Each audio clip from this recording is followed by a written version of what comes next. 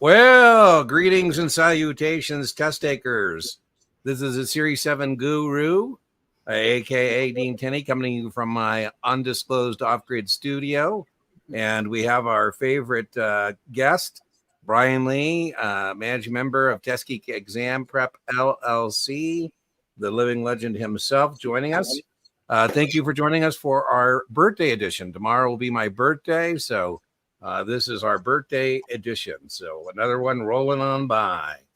Tell us what series exam you're taking and where you're joining us from. If you do have a question, we'll take care of some housekeeping. And then Brian and I always love talking about content, and we're more than happy to do so. It helps us if you tell us what exam you're taking, because, you know, there's a lot of overlap on the exams, and the depth at which they ask something may not be the same depending on the exam. So it's helpful, not necessary, but helpful. If you're using the channel, my channel is the best free supplement to your paid study materials. And I've organized it by series playlists. So you find your exam, SIE, you'll see 4 playlists there. They're in suggested watch order. The videos are in suggested watch order. And that's how I would proceed. There's over 1,000 videos and probably 2,000 hours of content. And so that's the best way to proceed. If you're looking for a particular topic, I would use the channel search bar. Can't tell you how many times, Brian, somebody will ask me about parity or ask me to explicate a parity question.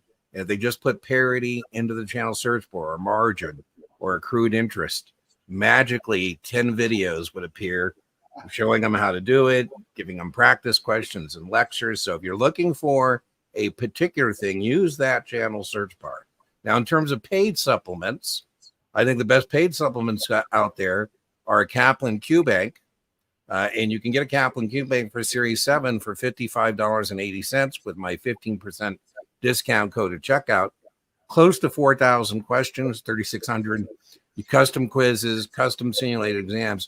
Most importantly, I love about the Kaplan QBank, I think makes it best in class, is the performance tracker, where you can actually identify the areas you're weak in for remediation. So I highly recommend that.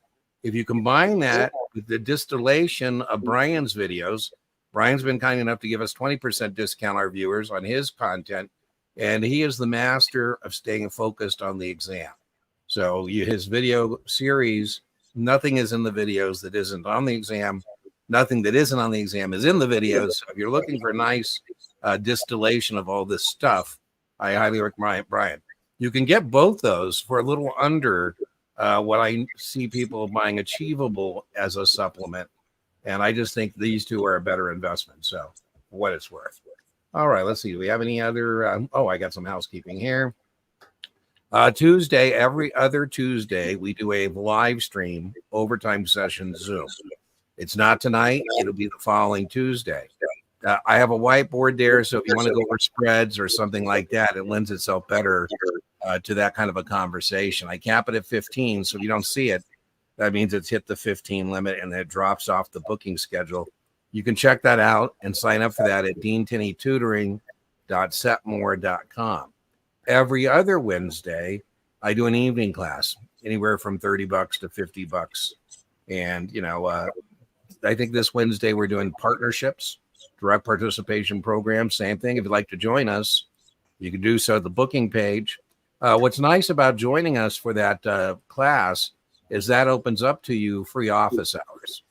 And if you end up being the only one that shows up, unlikely, but if you do, we're doing one tomorrow. That ends up being a $250 value because that's what I charge for tutoring for the hour. So you can do that, take advantage of that if you'd like, and that will open up that office hour for you. We have other communities. We have our Facebook community, Baby Brokers Doing Hat Tricks. Feel free to join us there. We also have Reddit communities for the Series 6, our Series 6, for the SIE and Series 7, our Series 7, for 63, 65, 66, our Series 66, and for the 24, 9, and 10, R24. Okay, let's see. We had 2 come in early, Brian. Let me just get rid of this. And the 2 that came in early, and then I'll ask for your input, Brian, came in. What are the test questions about inherited IRAs? Inherited IRAs are very, very testable. And there's two versions of this on the test. There's an inherited spousal IRA. And here the spouse can transfer the assets into their own existing or new IRA. They could also do the 10 years or the lifetime, using the actuarial tables. But that's mainly the point, is they don't have the mandated 10-year withdrawal. If it's a non-spouse, they can transfer the assets into their own existing or new IRA. But then the test question is, all the assets need to be fully distributed by the end of the 10th year of that death. Would you add anything to that, Brian? No, you hit right on. Hey, I must be rubbing off on you. You hit right on the test terms. You got it. You got it. All right, let's see what we got going on in the chat here. Laura, I just commented to you individually because you were here a little early, and I think you're just in a great place to make your mark. So just stay the course. You said you had almost exhausted the Kaplan Q Bank. I highly recommend you try and do that as one of your last kind of things, but rinse and repeat. Thank you, Angel. I appreciate it. The years roll by, man. They just roll on by. It's your birthday today. Well, happy birthday, Lady Brill. Happy birthday. If I might, Dean, for 1 second, Lady Brill, if I haven't gotten back to you, and for everyone else, if you haven't heard, I've been having some website issues today. I'm not getting any emails, or very few emails, from anybody. I've also been out of town back on the East Coast for some family issues. Please be patient. They tell me it should be resolved by noon tomorrow, I'm hoping. So please hang in there. I'll get to you guys as soon as I can. I teased Brian this morning. I gave him the 911. I said, you're lucky to have me in your life. Social media, people were trying to buy Brian's stuff, and they were receiving screenshots. I called Brian and said, Brian, I think you're down. So thank you, Daniel. Thank you very much, Noel. Thank you. Happy birthday. Staying for 66. Okay, Sam. One last leg on this testing journey, right? Let's get that hat trick, right? You got 2-0. Let's go 3-0. Make sure you check out, Sam, what I'll do in the video descriptions. For those of you who are joining us for the first time, after we conclude, I put in the video description the videos that I have said I will link to. And I will link, Sam, to the podcast that Brian and I did on the 66. People think it makes a very good contribution. So I highly recommend you just watch that podcast series, and I'll link that for you. So that's a good way to start your 66. Different aspects. I'm not sure what different aspects. It's pretty straightforward. It's securities first and then cash. Well, don't trust the internet. That's why you come here. You have two, OGs who've been doing this for 20 years plus, 40 years. What am I, 63? So what's that? Oh my God. So let's be very clear. It's very testable. It's securities first. So if you have 400,000 in securities, 200,000 cash, that's 500. Securities first. Depending on your exam, SIE, pretty straightforward. Per separate customer.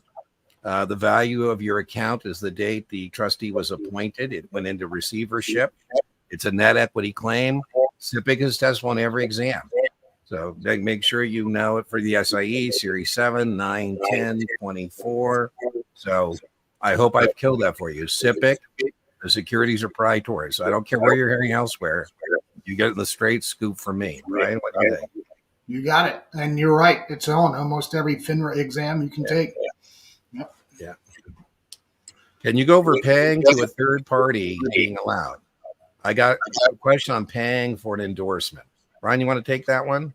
Yeah, I've heard that question as well. And I don't think the textbooks do a really good job. Yeah, surprise, right? I don't think the textbooks did a very good job. Paying for endorsements, now that's a little bit different than paying a fee to a third party. When you say that, that sounds like for referrals. Yeah, I'm with you. Both are allowed as long as they're not receiving any of the advisory fees. Nowadays, this is the new SEC rule for advertising and endorsements, those sorts of things. That is now allowed. Yeah.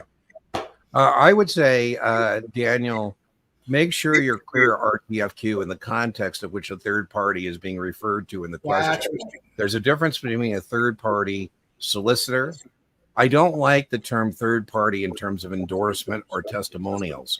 I don't think you'll see the term third party associated with anything other than a solicitor, not endorsement or testimonial. Testimonial is an existing customer saying good things about your firm, whereas an endorsement is somebody who's just been paid to say good things about you. Regulators prefer testimonials more than endorsements, right? And then you've got to tell where somebody's been paid for the testimonial. So I'm a legend at the firm's office. Well, there you go. I try and make sure that all my stuff is safe for work and home. I feel it's an honor and a privilege, Brian, that corporate trainers have no problem referring people to my channel during the day and let them watch the channel while they're at work. So, I kind of try and make sure I don't use my marine salty language in the context of our channel. I feel the same way. Absolutely. All right. Woo! Testing victory. Thank you, Theo. Is SIPC and FINRA the same, which they cover? Well, SIPC is different than FINRA. FINRA doesn't cover shit. Sorry, I just said I wasn't going to use bad language. Perfect timing. SIPC is an act of Congress in 1970. In the late 60s, we had a lot of brokerage firms that were out of business. They didn't know it. We didn't know it. We shut them down, and we couldn't find the customers' monies in securities. And public confidence in the securities industry was seriously eroded. And we said, those banks are onto something. Those banks have that sign on the door, FDIC, that makes people feel warm and fuzzy about leaving their money at the bank. I just looking for my SIPC sign. I don't think I have it. Anyways, we got to come up with something like that, so people feel warm and fuzzy about leaving money with us. And so we came up with SIPC. And so it covers you. We have net capital standards, fiscal responsibility for broker dealers. If those broker dealers don't meet those fiscal responsibility net capital rules, the firm will be liquidated. A trustee will be appointed to liquidate the firm. And that SIPC trustee will first notify the customers, say, Evan, what would you like first, the good news or the bad news? The good news is you're not going to lose any more money down here at Madoff Securities because we're shutting them down. The bad news, Evan, is I can't find your stuff. I think that they were sending you fictitious statements. But what I'm going to do next, Evan, is verify the record. And if I can find your stuff, I'm going to send it to you. You will have no SIPC claim. If I can't find your stuff, you have a SIPC claim for each account that has different beneficial ownership for $500,000, of which no more than $250,000 can be cash. It's a net equity claim, and your claim is based on the market value that's worth your favor or to your detriment is based on the date I was appointed trustee. So that's how the SIPC works. You said, well, Dean, I have more than one account down there. I said, well, you tell me what you got, and I'll tell you what I'm covering. You say, how about my kid's Zutma? I say, different tax ID number, different coverage. How about my wife's account? Different tax ID, different coverage. I think of a different tax ID number. How about the joint account? That's the one time where that would be a third account, right? You say, Dean, I have an account number where I do options, another where I do munis. Sorry, same beneficial ownership. So it's each account with different beneficial ownership. I think it's overkill for you on the SIE. So I think you're in the weeds a little bit on this as it relates to the SIE. Anything you want to add to that, Brian?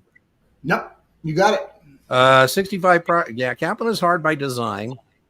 Kaplan tries to stretch your mind and hope it doesn't go back to the same spot. And sometimes they got gotcha questions, right? So it's should I take the 66 or 7? You should most definitely take the 7 first. I don't know why people want to try and make it more difficult than it has to be. The only time you would take the 66 first is if you don't have sponsorship for 7. If you don't have sponsorship 7 and you want to make yourself more attractive in the marketplace, by all means, go take a 66. Doesn't require sponsorship. The 66 does not work without your 7, though. It won't be active. So I think if you're don't have sponsorship, the 65 is more viable in terms of getting a job in the securities industry. But you should definitely take the 7 first. Take the 66 Noel on Monday. My practice exams, those are great. Fantastic. Wow. No, you are not at risk. Those Noel, are great. you're not at risk. Just do what you're doing. You just need to stick the landing, right? You're over the airport. Noel, please check around for all your personal belongings. We will be landing in the next 20, 30 minutes. You just got to land the airplane. Make sure your tray table and your seat backs are in the upright and locked position. You're ready to go, man. 5. I don't know how we would come up with 5, Daisy, on that. I mean, every draw is different. I guess I could come up with the thing about you could take a lump sum and have to pay taxes on it. You could come up with the actual table equal payments. I guess I could run it to 5 at some point, but it's usually pretty straightforward. It's the 10 years is not mandatory of a spouse, and spouses, if you're non-spouse, it's 10 years to draw that thing down. Series 7 transferring positions versus the transfer instruction form. I think the only test question there, Angel, is we have 1 business day to validate that account, 3 days to transfer. So 1 day to validate, 3 days to transfer. That's an ACAT, right? Not a TIF. Yeah, ACAT. Well, the TIF is the transfer instruction form that we send to ACAT, right? Yeah. Oh, okay. Right. So same thing. Not an acronym that I'm familiar with on the test, though. Yeah. Well, there you go. Brian's always about the That's what I'm TIF. He's right. TIF, yeah. So that's what my wife and I had the other day. I'm with you. Yeah, I'm with you. The TIF. Brian, as we know, Brian brings up a good point. There are a lot of test prep vendors that use acronyms that you may or may not encounter.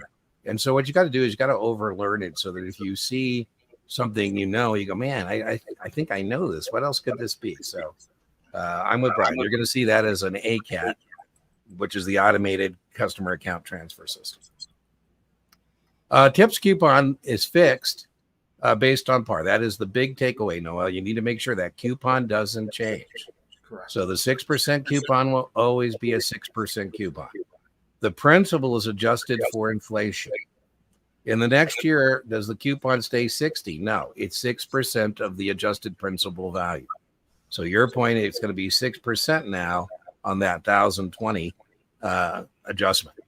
Right, Brian, you want to add to that? Brian's big on this thing about the coupon payment, Noel, is what messes people up. Yeah, and she's got the right concept. It's just the verbiage a little bit. Now, notice you said 6% coupon, and then in the next sentence you said coupon $60.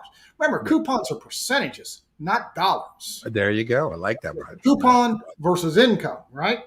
So the coupon is fixed at 6%. The income will increase because of the principal value being adjusted. Correct. And she's got that principal adjustment. And Noel, I don't know. You can go on the channel, put tips in. There's like 10 versions of me doing this with people. I don't know why, Brian, I can't explain this correctly. So, Noel, what I tried to say to somebody yesterday was helping. And I said, you don't really need to do the compounding thing. No. So, if it says CPI is 8%, it's 2 years. What I was trying to tell them, Brian, is I could just go to the answer set and say it's going to be something a little north of 1,160. Boom. Right? Because of that compounding effect. Right. Well, thank you, Jeff. Thank you. Check out that podcast. I'll put it in the video description. So, second try, October 24th. I love it. I had a few in here. There we go. Now, I don't know, Mallory. Is this the same? Mallory, are you the same person or another person? So Daisy and Mallory are saying they had 5 questions on inherited IRAs. Wow. Well, here's what I would say to that. I would like that on my draw because most of the retirement questions, ladies, are recognition questions. 59.5, 73, 10% penalty, 60 days, the 10 years. So I personally would like that. I think it's a little higher than I would expect for those who haven't tested yet. Because, that would be almost all your retirement questions, I would think. Brian, your thoughts on how many retirement questions? Exactly right. You know what I'm thinking. And again, if there is a rationale for putting questions on the test, an inherited IRA would probably be a pretty decent thing to put on the exam. Yeah. And you're right, it is fairly straightforward. Having so many of these is telling me that some of them might be the experimental questions. Well, there you go. And I would add to that. Either experimental, Brian, or 2. I don't know if this is true, ladies. So, I apologize in advance for what I'm about to say. I do find that whatever people aren't prepared for, their brain picks up on it. And they swear to Brian and I, they had like, I had 125 questions on strangles. I go, that's impossible. So good news. Just when you're doing a retake, I always think you should overlearn, but even in a retake, even situation, because you want to make sure that's not on your back in your brain housing group. Oh my God, I'm gonna get those inherited IRA questions. Make sure you take care of it and address it this time. So you go down there and now you're looking forward to getting those 5. Say, hey, give those to me again, please. Right. You know, one thing I was thinking of, and because this has occurred throughout our time, that you know how random these exams are, right? I mean, you know, you take 10 people and they're not going to get exactly the same. That's right. But then you start hearing 10 people all saying they got 4 inherited IRA. Yeah. That tells me they're probably experimental. There you go. Yeah, I'm with you. We always are looking for confirmation of that as well. All right. So 222. Oh, that makes more sense. That does make more sense that you're talking about FDIC. FDIC is 250 grand, same thing per separate customer. That's the banking version of that. Both of those are testable on your SIE. You want to add anything to that, Brian, about FDIC? He's got it. Yeah, he's got it. Yeah. Looking for a good night off the grid. I'm getting this place. My goal is to be here full-time December 31st. I still have to build some redundancy in. I got to get the Generac going. I got T-Mobile and I got the Starlink. So I'm getting there. But you know, it's coming along. Let's set a call for next week, Tuesday. Let's do it after Tuesday. I love it. I'll put it in there, Marcel, or send me the email and I'll send you the Zoom link. 63. All right. Woo. Master Chief. Wow. So were you a Master Chief in the Navy? I think I might have asked this last thing, or a spouse of a Master Chief. Very impressive. Very impressive. I think in the Navy, what is Master Chief? E8, E9? I think it's right. In the Marine Corps, E8 would be, well, E9 would be Sergeant Major. So top sergeant, I think. Thank you. I got the registration down for my data dump sheet. Any other tips down on there? So Daniel, did you get Brian's cheat sheet? Yes, great. I was looking around, but I couldn't find it, Daniel. I saw you in the Facebook, and I was trying to find the Kaplan quick sheet to comp it to you. I'm still looking at somewhere computer. I got a computer here, and I got the computer in Vegas, and I got, I'm trying to find you Kaplan's quick sheet, and if I can find it, I will send it to you. But Brian's cheat sheet is even better. So if you got that, I think you're in good shape. You're welcome. Part 1. So Nima, part 1. Hi, Brian and Dean. Here, so I'm assuming there's going to be a part 2. I'm taking the 7 next Thursday. I'm using STC through my employer. I passed the last 3 or 4 practice exams I've taken, including one with no prep. Wow. Okay. So I don't know what the question is. I'll be looking for part 2. It looks like this may be part 2. There you go. What do you recommend I do to best prepare to spend my time between now and next Thursday leading up to the exam? Well, Nima, I think you're doing exactly what you should be doing, which is taking an intellectual inventory, getting a mark through the practice exams, and then doing remediation based on those practice exams. No more than 1 a day. We're not trying to learn by doing the practice tests. We're just trying to get a mark to see where we're at. Because what we're trying to determine where we want to be is where, I think, who was it earlier, where we just know we're going to stick the landing, that we're getting scores that reflect that we're going to pass. So what you're doing is working, and I would continue to do that. If I were your corporate trainer next Thursday, not this Thursday, I'd say, okay, well, how many am I going to see? 4, 5, 6? Your thoughts, Brian? Yeah, I'm pretty sure STC has a version of the performance tracker where they break those practice final scores down into the components. Just like Dean said, you got to remediate each one of those finals. Find those weak areas. Go back to the videos. Go back to the textbook. Go back to the practice questions and remediate those weak areas. It's very important. I get so aggravated, Brian, when people will tell me they did 4 practice exams. I go, what's the point? There's no way you could have properly remediated those exams, and the 4th score is worthless. So, why?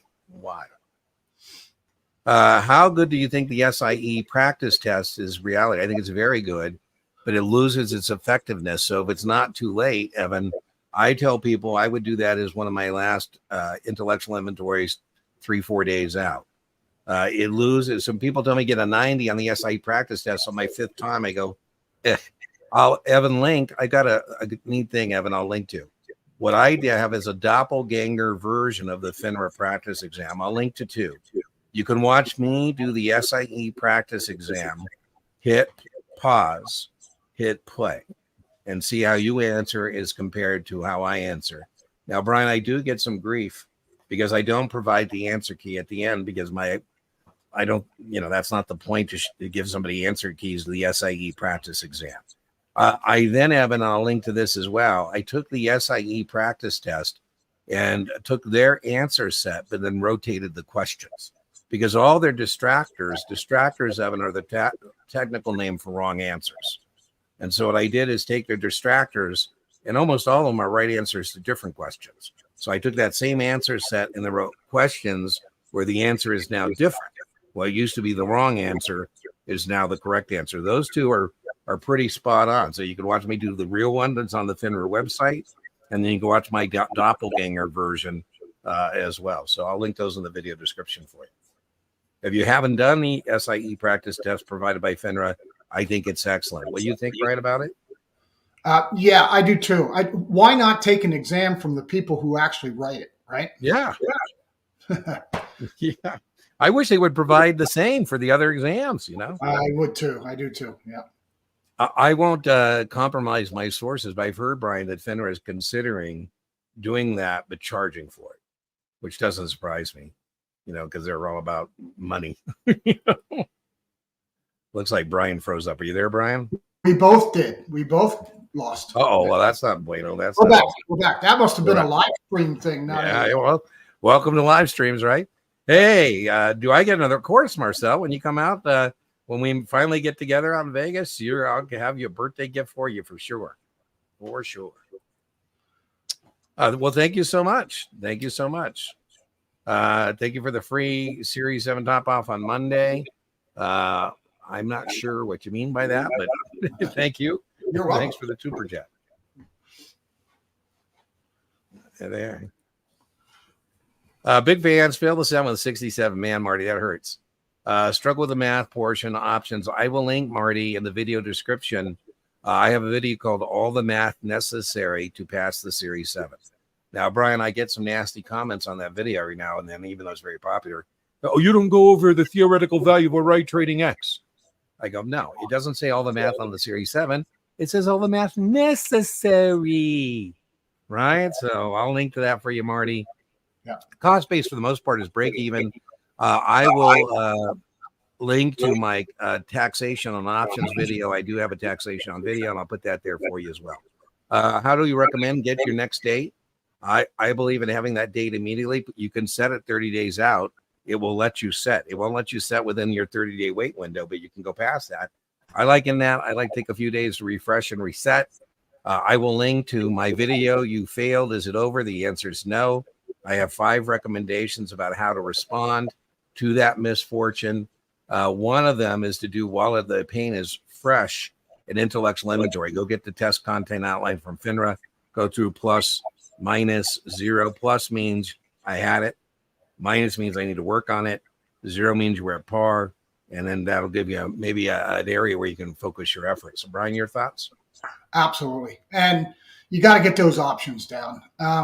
And Dean's videos, my videos, they should be more than enough. I tell people my video will change your life. But the brave new world of social media. I posted a video today on a straddle explication somebody was struggling with. And one of the comments, the initial comments was a guy who said, oh, studying options is a waste of your time. That there are only a couple basic questions on the 7, and you should spend your time on regulation BI. And I said, it looked like a fake account. I go, well, you obviously are not informed about the Series 7. That is not true. There are 20 plus. Brian thinks less. I think about 20. And there's certainly going to be a couple questions on advanced option strategy. So I'm waiting to see if he wants to get into a tit for tat in social media. Or, Are you into a tiff with someone? Yeah, there you go. Yep. Yeah, absolutely. We just talked about that. Inverted yield curve is very testable, Lady Brill. First, what is it? It's when short-term rates are higher than long-term rates. That's an inverted yield curve. It's not about maturities. It's not about maturities. It's about the yield. It's when short-term rates are higher than long-term rates. And it's a negative leading economic indicator. So, what the Fed does is raise short-term rates to dent demand, slow down the economy. Very rarely do they slow down the economy. They have more influence on short-term rates, right? Even now, right? The yield curve is still flat. It's starting to go back to normal because the Fed has lowered rates, but the Fed has been accused of doing a yield curve management, right? To make sure it doesn't invert, right? So, as a matter of fact, we were actually talking about this because sometimes these questions can get a little tricky because it's a dynamic thing, right? Yeah. What led to the inverted curve or what is occurring now with the inverted curve?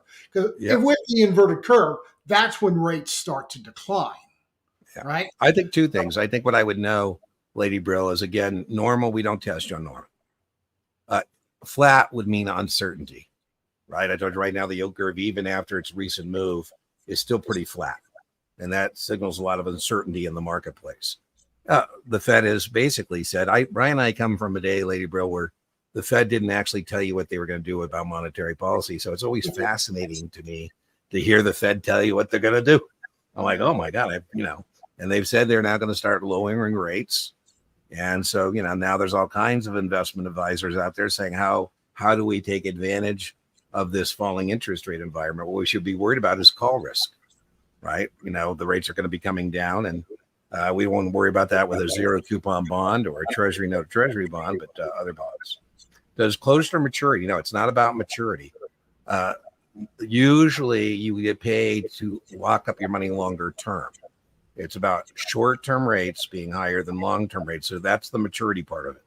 Short-term bonds having higher rates than long-term bonds. Right. So I helped you with the SIE over a year ago. Well, cool. Studying for 7 now, scoring 5860s. We got to get that in the 70s. It's very possible, but we would want you to get in the mid-70s there so we don't have any risk. I think in the 5860 range right now, you're at risk, but you're telling us you have 2 weeks. Brian, your thoughts? Absolutely. Perfect. 2 weeks, you got to get that up over 70, no doubt. I think this will be interesting to see what Brian says, because I'll defer to Brian.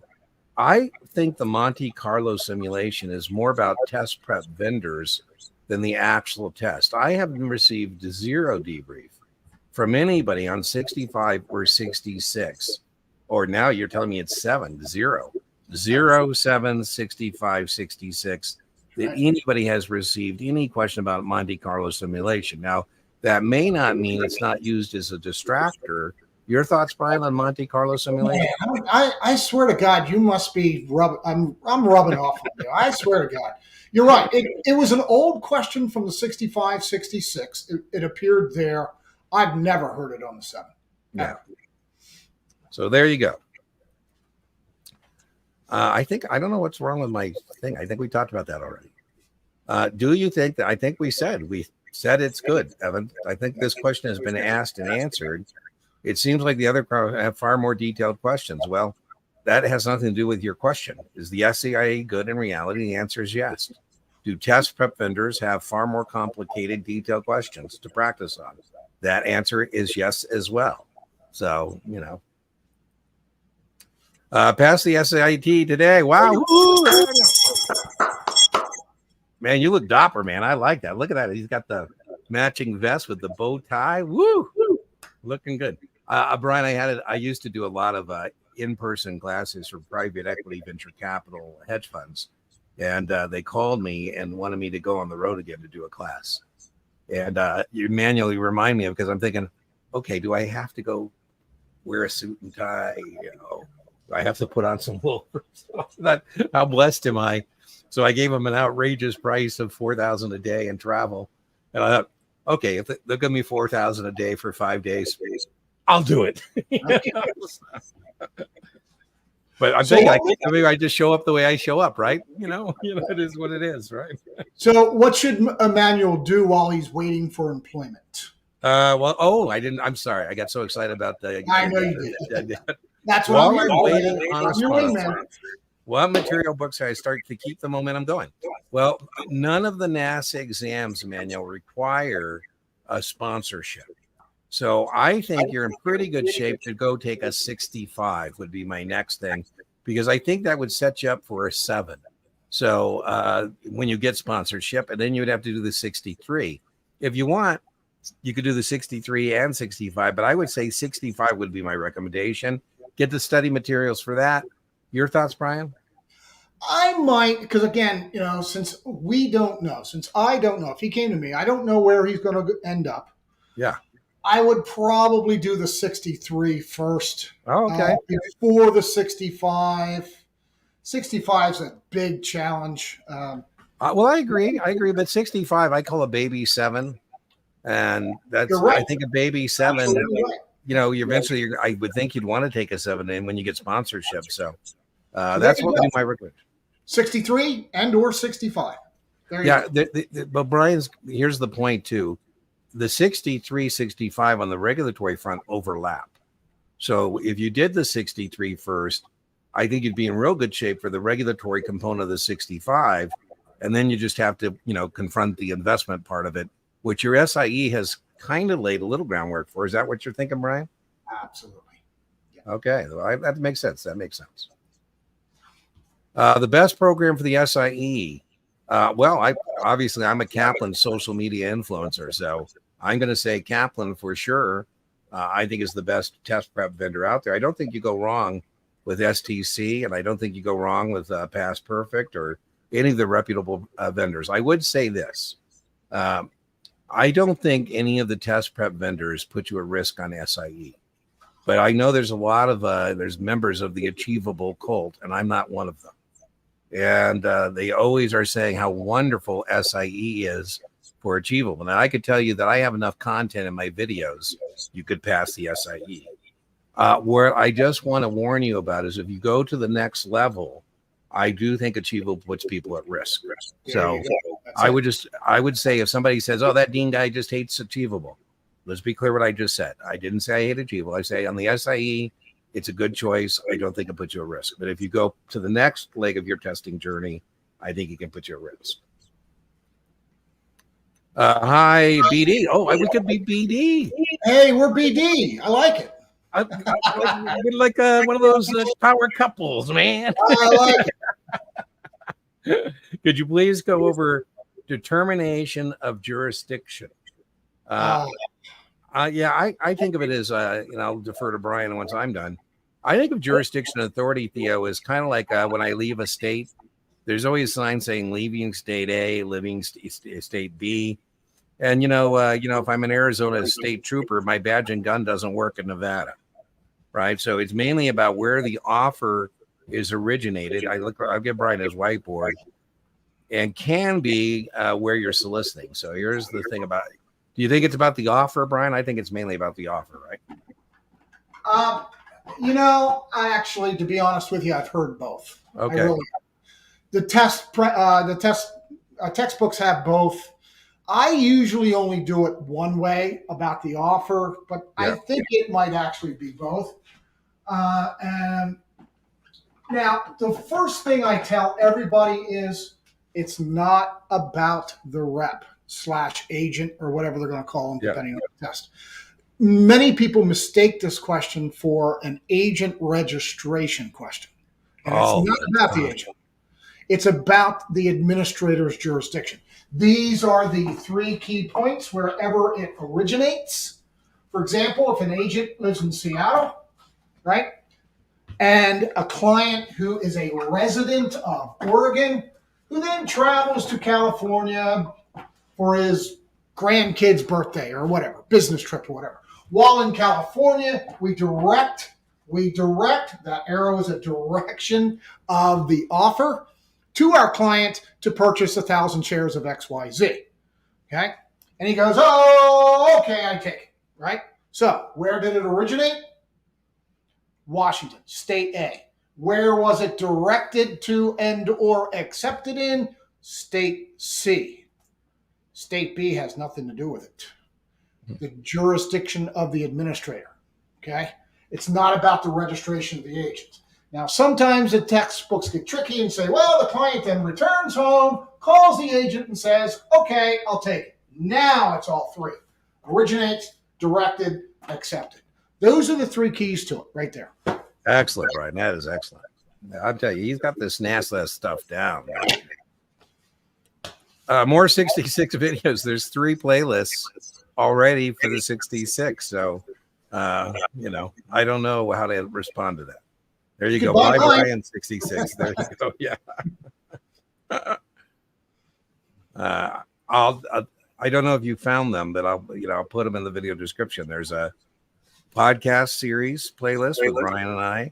There's a lecture playlist, and then there's practice tests and practice question playlists. So my God, there's probably 80 videos. So I'm certainly number one in the category of how many videos for the exam. So what would be more helpful is if you sent me, or on the community page, there's right up a poll right up there now, and maybe comment what kind of video for 66 would you like. You know, Brian and I did a collaboration where he was kind enough to do one on definitions of registration persons. People loved it. It's contributed many testing victories. So that's a little more helpful if you tell us a particular video you would like, and then maybe I can round up Brian and talk him into doing it as a joint evening class again, and we can put it up. By the way, I do want to tell you, Brian, too, you are a new feature on StreamYard. You can, on your guest feature, download yourself. So you can have this stuff.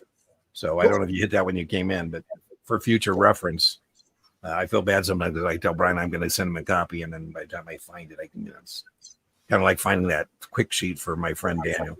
Taking the 6, I see a lot of overlap. I do believe that.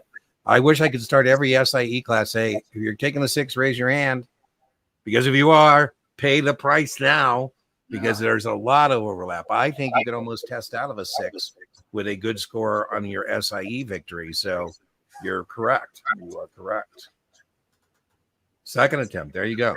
I think that overlap should work to your benefit. Should work to your benefit. You're welcome. And right on. Well, thank you.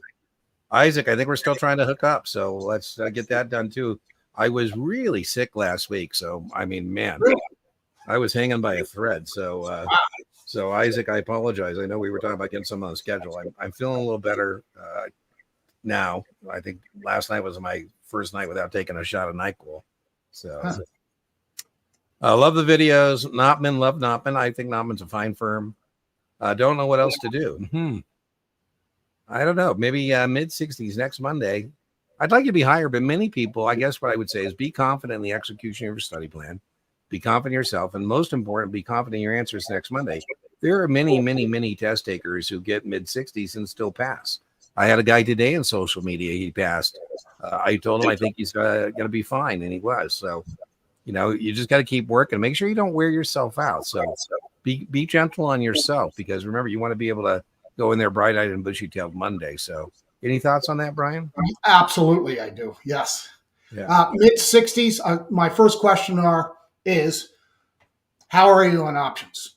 I'd give them my option quiz, 42-question option quiz. That's the first place I would start. You can find that. I'll link to that in the Brian was kind enough to allow us to explicate his content on the channel. And so you can watch his 42-question options. I think what I call it, the dirty 40 or 40s. I got some I don't talk for it, but I'll link it there. You can take his 42 questions, hit pause, play, see how you do. The second question would be, how are you on your munis? Yep. Dean has that excellent video. Take your piece of paper, fold it in half, general obligation on one side, revenue on the other side. That's number 2. Number 3 is, how are you on suitability? Yeah, I love it. I love it. And then we talk about suitability. Those are the key foundations to the 7. Yeah. You got to have those to even give yourself a 60 shot. plus. Yeah, 60 plus questions right there. Easy. The other thing I would tell you is Nopman does use the Kaplan Q Bank backstage. And so you do have access to the performance tracker. So I'm not sure how much you've been using the performance tracker through Nopman, but use that performance tracker. See if you can isolate those areas like munis, like options, to see where we can find some more points for you. Could you please go over legal documents required for the Series 7? like the ones used to provide essential information about securities. Well, I can knock out a couple of these. When Congress passed 33, the Prospectus or Paper Act, in fact, sometimes you can get that right by just covering up the screen. Are they asking about paper? Prospectuses 33. Are they about people and places 34? And they said your own government wouldn't rip you off. So what that means is the U.S. government is allowed to sell brand new securities to the public without making a registration statement, without giving somebody a prospectus. Well, then Muni said, well, if you don't have to, we don't have to. And so we, as broker dealers, bankers, public finance, say, hey, listen, more often than not, since 1933, when I've gone to sell a brand new security to the public, they have grown accustomed to saying, can you send me something? And that something has been a prospectus. And so it'd be very helpful if I had something prospectus-like to send them. And so test question number one, the official statement is the prospectus-like document when selling muni bonds. Prospectus. The prospectus is when you're selling brand new securities to the public. And when you're selling brand new securities to the public, you do a registration statement. You enter into the cooling off period. During that quiet time or cooling off period, you can send people preliminary prospectuses, known as red herring, which contains most of the information except the final offering price. Now, there are safe harbors. So the SEC says, Dean, did you sell brand new securities to the public without, providing a prospectus, without making a registration statement? I say yes. I used an exempt transaction. I used a Reg D. So in a Reg D, Brian says, Dean, do you have any kind of a disclosure document for me? I say, yes, I have a private placement memorandum, a PPM. I used to get really, Theo, upset because I was working on a private placement for this winery, and they kept referring to it as a prospectus. And they go, Dean, why do you get so worked up about that? I go, because it's not a prospectus. Prospectus would mean we're making a public offering. We're not. Please don't call that a prospectus. It's a private placement memorandum, and we should only be giving that to accredited investors, or if we're using 506B, up to 35 non-accredited investors. Offering memorandums are, again, a disclosure document, maybe used in a Reg A offering, for example. I would add to your list, Theo, to make sure you know other documents, not legal documents. Well, this is a legal document. I would add to your list the trust indenture, which is the contract between the issuer and the trustee for the benefit of the bondholders. I would know that one. I would know things like the legal opinion done by a bond counsel, qualified versus unqualified, and qualified would be bad. Without unqualified is good without reservation. Anything you want to add to that, Brian? I keep getting to make videos on this. I don't think it's worthy. Well, I shouldn't say worthy. There's not enough there, I think, to support a lecture or a video on legal documents. That's right. And again, this is one of those things where I would prefer to introduce them and explain them within their own context. I'm with you. Totally with you. Totally. Right. So we talk about official statements when we talk about munis. We talk about practices when we talk about new issues. Right. PPMs, I don't even call them that. I don't even think you'll ever see that. Right. It would be an abbreviated disclosure for private placements. Offering memorandum. I see some of those terms. I wouldn't. I don't think it's the offering memorandum, but I do think that the point about private is we're not making a public distribution. In a private placement Reg D, it's an investment by invitation only. So I'm telling the SEC I didn't make a public distribution, right? So Rule 147, interstate offering, I'd still be using a prospectus because I'm selling it to the public. Yeah, I think it's testable. I mean, it is testable. Just like we said, we think you should attack it in the context of the subject rather than as a bucket you're putting legal documents into. I don't think that's a bucket as much as where it should be in that bucket of the investment itself. An OID for the curve question, huh? What's the email for the explication? It's Series 7 Guru, our explication request at guruexamprep.com. So yeah, just send that to me, Lady Brill, and I'll make a video and I'll put it up. Thanks for all you do. Should someone who's doing 66 before the 7 Again, I would ask why you're doing that if you have sponsorship. It's just, it's weird. I don't know why you would want to go out of sequence. So I'm assuming you don't have sponsorship. Before 7, focus on that may have left out of the 66 videos. No, I don't sort 66 videos by assuming you've had the 7. So, I mean, there's no playlist. I don't think if you're watching the 66 playlist, you say, oh, well, Dean didn't talk about this because he assumes you have a 7. No, we go over all the stuff, if that's your question. Again, I would just ask why you're doing that unless you don't have sponsorship for a 7. Caveat emptor. Well, caveat emptor is Latin for let the buyer beware. The only context in which I could think that would come up is in the secondary market. So basically, President Roosevelt changed our industry. Prior to 1933 and 34, by the way, that all that legislation was called the New Deal. Hence, that means the old deal must have sucked. And President Roosevelt said, you guys in the securities industry will thank me because I'm changing your industry from let the buyer beware to let the seller beware. We're the only industry I know of where the person who's selling you the investment is the one responsible. We're the ones who have to make sure it's sold correctly. 34 created the SEC, and a lot of his new dealer friends were really upset with him appointing Joe Kennedy as the first chairman of the SEC. He said, how could you put a fox in charge of the hen house? And he said, well, who better as a gameskeeper than a reformed poacher? And he did a fine job. So the only context in which I could think you'd be asked about caveat emptor is the secondary market, not the primary market, but the secondary market. That would be the only situation where I'd be thinking here, like Pink Open, Brian, like Pink Sheet stocks. I don't know how long since you've done microcaps, Brian, but you go to a Pink Sheet stock now and it has like a skull and bones.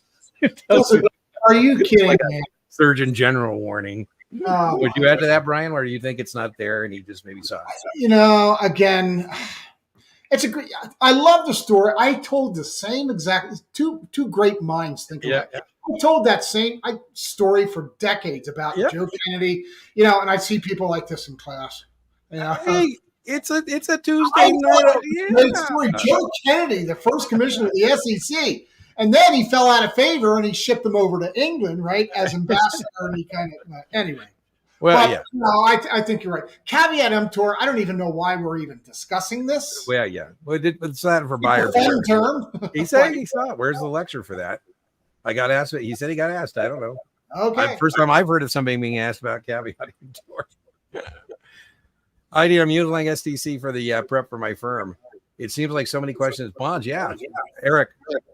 Brian and I, in our day, the Series 7 used to be referred to as the stockbroker's exam.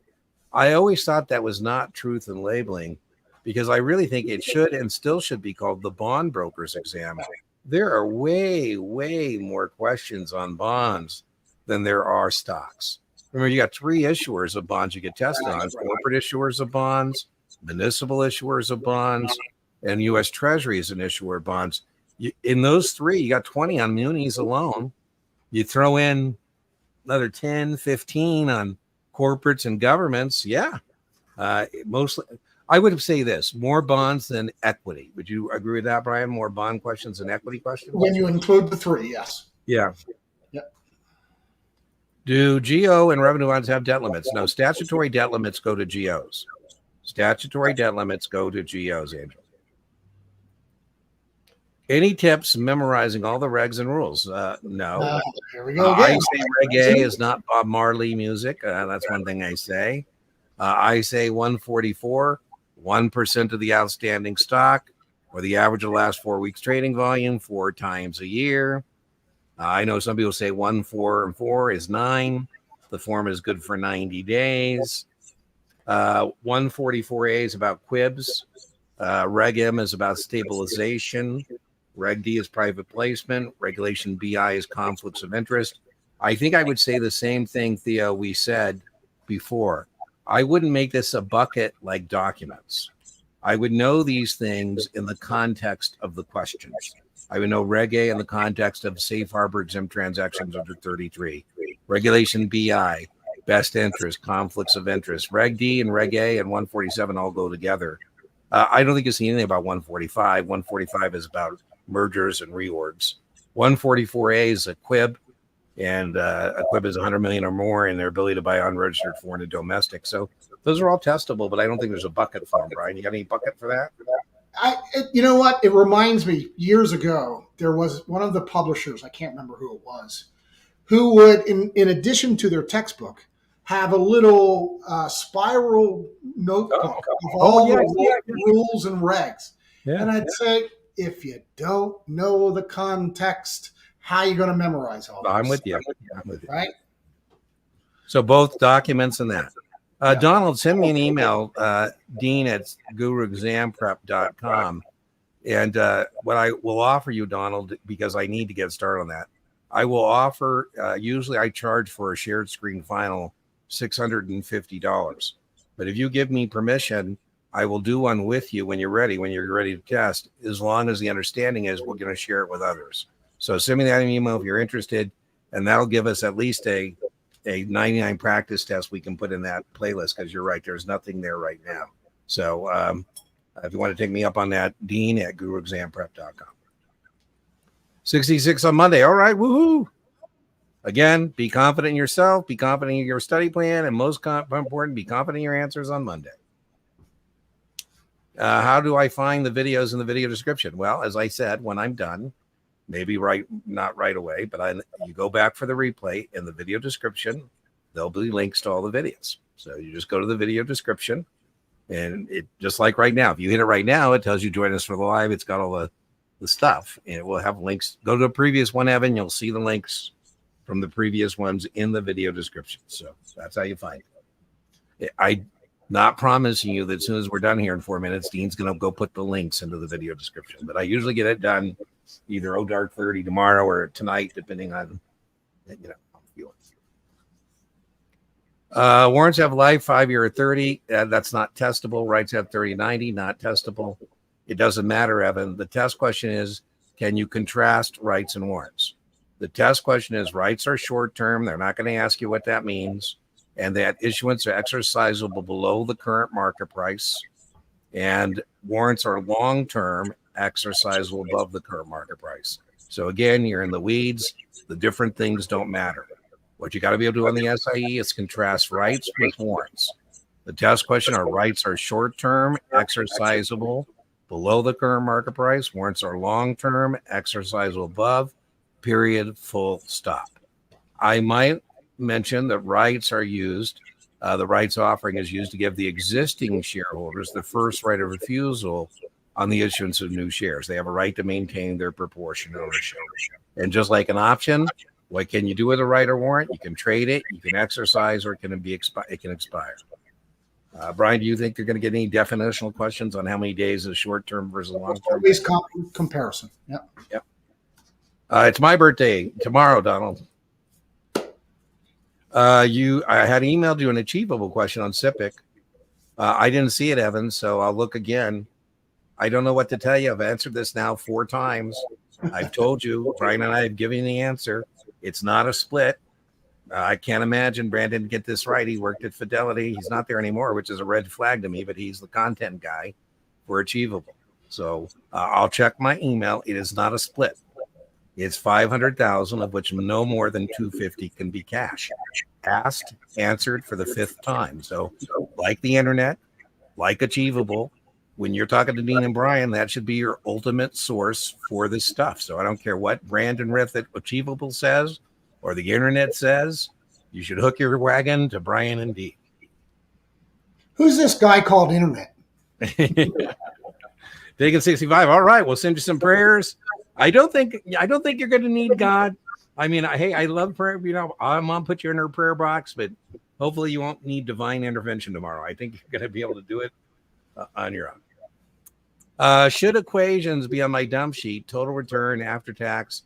I don't think so. Brian and I both think that a lot of test takers make mistakes on thinking it's a math exam when it's not.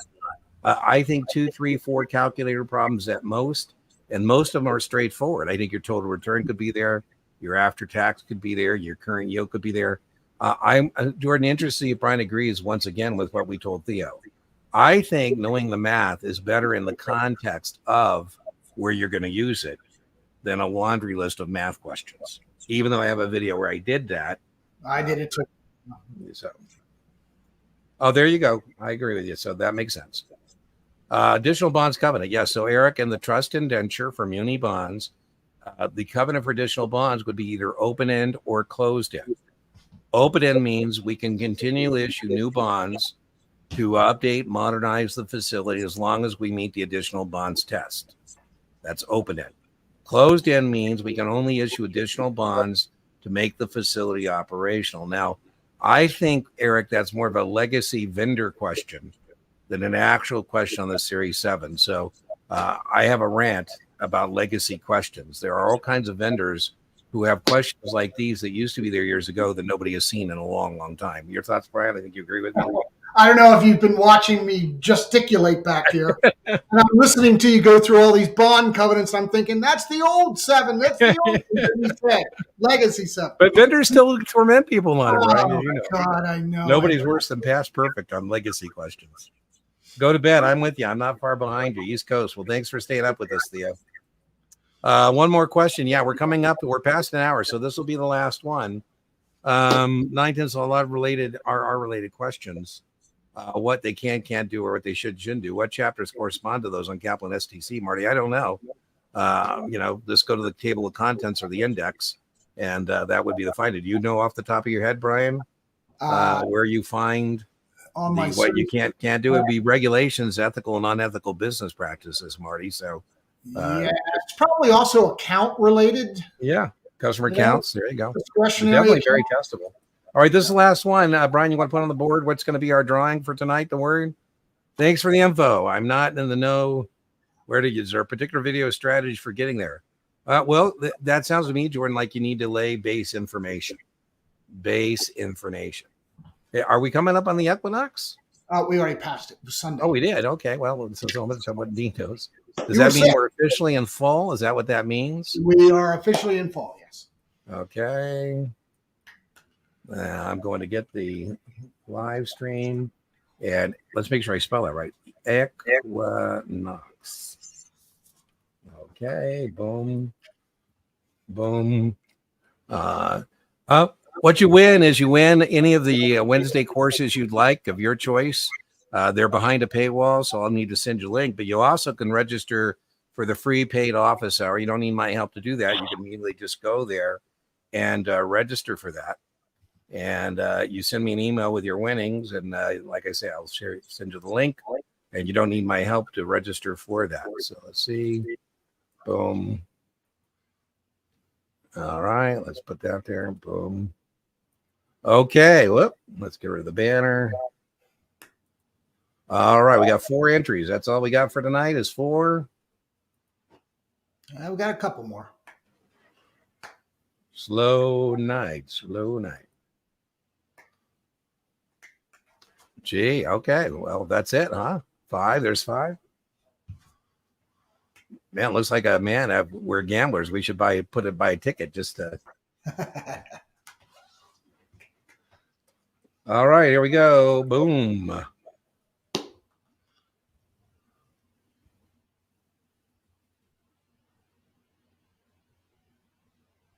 Marcel. I think I owe Marcel probably. I'll leave it to you, Marcel. I probably owe you 5 hours because you won so many of these things. Now, remember, this time it's the free office hour or the class of your choice, Marcel. That doesn't include the back order we have on your other winnings, which were your coaching goals. So we'll get together this week and we'll figure this out for sure. All right. Well, Brian, another good Tuesday night. I hope you get your technical issues solved here shortly. And remember, inch by inch, your exams are a cinch. Yard by yard, your exams are hard. And Brian, you say? You must keep it simple. Stay with what you know. You take the test. Don't let the test take you. Okay, everybody. We'll see you next Tuesday, 5 p.m. Pacific time. Bye-bye.